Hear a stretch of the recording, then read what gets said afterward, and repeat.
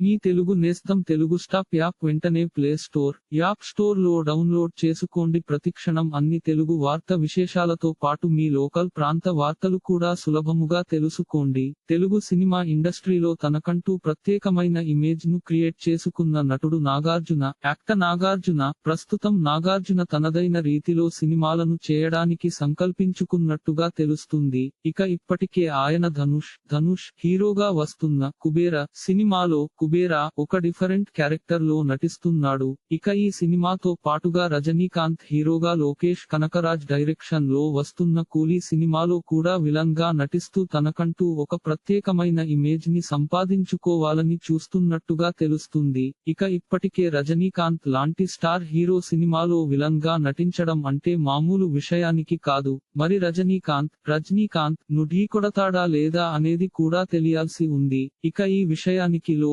ఏమాత్రం మిస్టేక్ జరిగినా కూడా నాగార్జున ఇమేజ్ అనేది భారీగా డ్యామేజ్ అవుతుంది. కాబట్టి విలన్ పాత్రలో చాలా సెటిల్ పెర్ఫార్మెన్స్ ని ఇస్తే నాగార్జున ఇండస్ట్రీలో ఒక మైలు రాయిని అందుకున్న వాడు అవుతాడు. కాబట్టి కొంచెం జాగ్రత్తగా తను ఆ క్యారెక్టర్ లో నటిస్తే మంచిదని మరి కొంతమంది సినిమా మేధావులు సైతం వాళ్ళ అభిప్రాయాలను తెలియజేస్తున్నారు. ఇక ఇప్పటికే తమిళ్ సినిమా ఇండస్ట్రీలో స్టార్ హీరోగా కొనసాగుతున్న రజనీకాంత్ గత సంవత్సరం జైలర్ సినిమాతో భారీ సక్సెస్ ని అందుకొని తనకంటూ ఒక ప్రత్యేకమైన ఇమేజ్ ను క్రియేట్ చేసుకున్నాడు. ఇక ఇప్పుడున్న యంగ్ హీరోలతో సైతం పోటీపడే విధంగా జైలర్ సినిమాతో 400 కోట్ల భారీ కలెక్షన్లను రాబట్టి తనకు తానే సాటి అనేంతలా గుర్తింపును అయితే సంపాదించుకున్నాడు. చూడాలి మరి నాగార్జున ఈ సినిమాతో ఎలాంటి ఇమేజ్ ను సొంతం చేసుకుంటాడు అనేది. ఇలాంటి మరిన్ని తెలుగు వార్త విశేషాలు కోసం ఛానల్ కి సబ్స్క్రైబ్ చేసి గంట నొక్కడం మర్చిపోకండి.